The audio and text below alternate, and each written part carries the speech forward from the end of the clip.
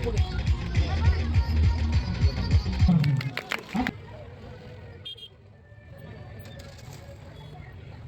Morning friends, সবাইকে জানাচ্ছি merry Christmas. যেহেতু তোমরা এই ভিডিওটা সোমবারে দেখবা, এটা রবিবারকার ব্লগ। তো যাই হোক, আমি কিন্তু দেখো নাইটটাও পরছি একদম ক্রিসমাস ডের মতনই। তো যাই হোক, আজকের ব্লগটা একদম আমি বিছানা থেকে শুরু করলাম। তারপরে উঠে বাসি কাপড় জামা সব ছাইরে সকালে কাজবাজ করে এই যে ভাত বসাইলাম। এখন দেখো, hi friends, hello everyone, good morning সবাইকে, welcome back to my channel. তো কেমন আছো সবাই? আশা করছি সবাই খুব ভালো আছো।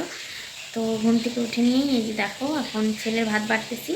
তো বেশি কথা বলবো না, তোমরা ভিডিওটা দেখতে থাকো, অবশ্যই ভালো লাগবে। এই যে রিয়ান ওখানে বসে আছে আর আমি ওদিকে বেগুন ভাজা বসাইছি। আমার তো রোজ দিনকার বেগুন ভাজা করতেই হবে রিয়ানের জন্য স্পেশালি। তো আর কি, চলো তোমরা ভিডিওটা দেখতে থাকো।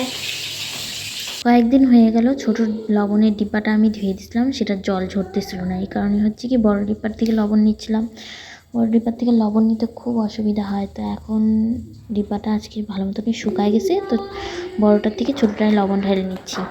তারপরে এই যে ছেলের খাবার জন্য ভাত বাড়তেছি। আইসে নিয়ে আমাকে কি বলতেছে দেখো, আমার ফেভারিট বেগুন ভাজা বানাইছো, তাড়াতাড়ি আমাকে ভাত দাও।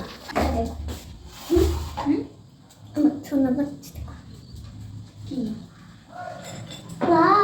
কি সুন্দর আমার পেটের জিনিস বেগুন ভাজা পুড়ে গেছে। ঠিক আছে, এই পাশটা জুতো পরো না।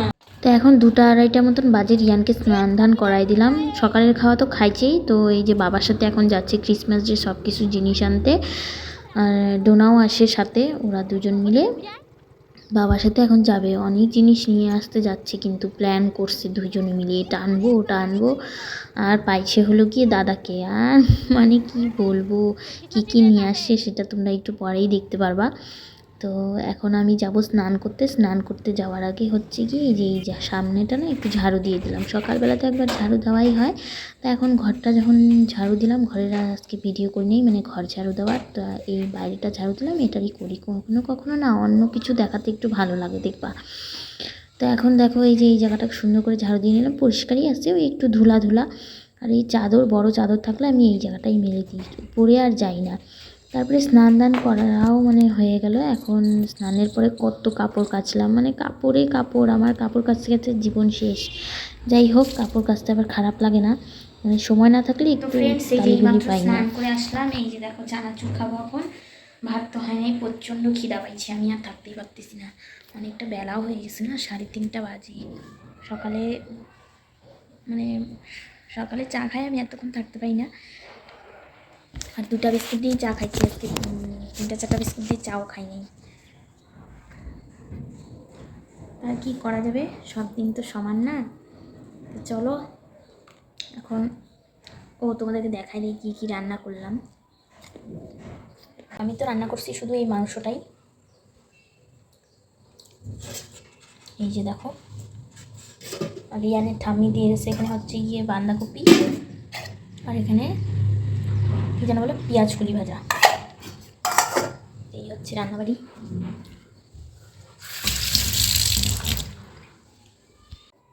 চলো আবার বিকালবেলা তোমাদের সাথে দেখা হচ্ছে, এখনকার মতো টাটা।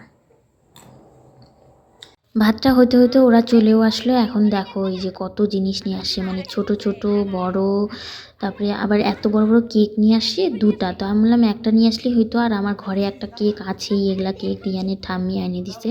ওইটা একটু ছোট, তবে এটা একটু বড়। আমি বলতেছি এত বড় কেক, 2টা আবার আনার কি দরকার ছিল? আমার না খুব গায়ে লাগে গো, কেন জানি না। আর আমার বাবাকে এখন দেখি মানে নাতি নাতনি যা বলতেছে তাই মানে নিয়ে চলে আসতেছে এরকমটা। আমরা এরকম নিয়ে মানে জিনিস নিয়ে কোনোদিন জেদ করিও নাই আর পাইও নাই, যেটা সত্যি কথা। তো এখন এই যে দেখো যাচ্ছি আমরা সার্কাস দেখতে। তো সবার আগে তো রিয়ানের ব্যাপার কাজ হলো গিয়ে পেট্রোল পাম্পে যাওয়া, মানে তেল ভরা। আর রাস্তার ঘাট এত সুন্দর করে সাজাইছে ক্রিসমাস ডের জন্য, খুবই ভালো লাগতেছিলো। ফাইনালি চলে আসলাম সার্কাসের এখানে। আজকেই কিন্তু প্রথম মানে সার্কাসটা আসলো, মানে আজকের থেকে চালু, মানে লোকজন দেখা শো, যেটা শো চালু আজকের থেকে, মানে সবাই দেখবে।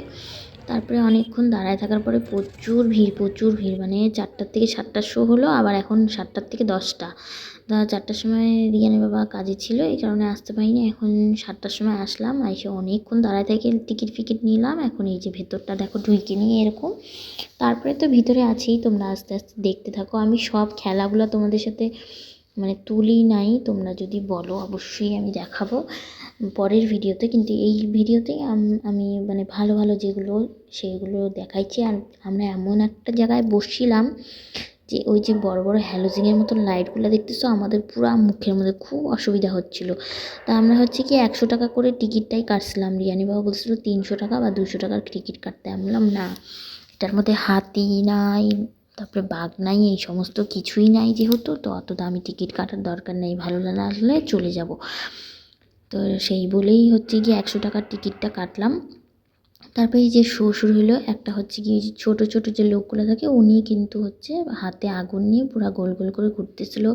তারপরে এই যে এই দেখো এই মেয়েগুলো এরকম করে ঘুরে ঘুরে মানে উপরে উঠলো। তোমরা দেখো অবশ্যই প্রায় লোকই দেখছো সার্কাস। তো অনেক দিন পরে আবার মনে করো লকডাউনের পরে অনেক দিন পরেই আমরা দেখতে আসলাম। তো খুব সুন্দর সুন্দর শো হচ্ছিলো, ভালো লাগতেছিলো। তবে বাচ্চাদের জন্য কিন্তু হাতি, তারপরে আগে যেমন আমরা ছোটোবেলায় বাঘ টাঘ এই সমস্ত দেখতাম, এখন আর সার্কাসে এই সমস্ত কিছু দেখা যায় না। কারণ কি সার্কাসে এখন নাকি মানে বেশি লোক কাজ করতে চায় না, এরকমটাই মানে শুনছি, আমি খবরে দেখলাম। আমাদের এই শিলিগুড়ির সার্কাসটা আসছে, এটার মানে করো অ্যাড যে দিচ্ছিলো ওখানেই আমি শুনলাম যে সার্কাসটাকে তোমরা রাখো, সবাই একটু ইসে করো, এই আর কি। তো এখন দেখো সার্কাস দেখা হয়ে গেল, আমরা বাড়ির দিকে আসতেছি। তো রিয়ানের বাবা বললো রুমালি রুটি নিবো, বাড়িতে চিকেন আছে ওটা দিয়ে খাবো। তারপরে সেটা নিয়েই বাড়িতে আসলাম। তো এই যে রুটিটা নিয়ে আসলাম, রুমালি রুটি নাকি বলে, এই যে প্যাকিং করে দিয়েছে দেখো,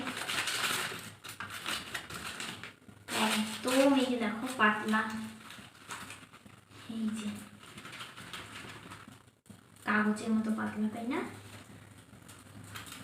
এখন 10:30 মতন বাজে, খাওয়া দাওয়া করবো।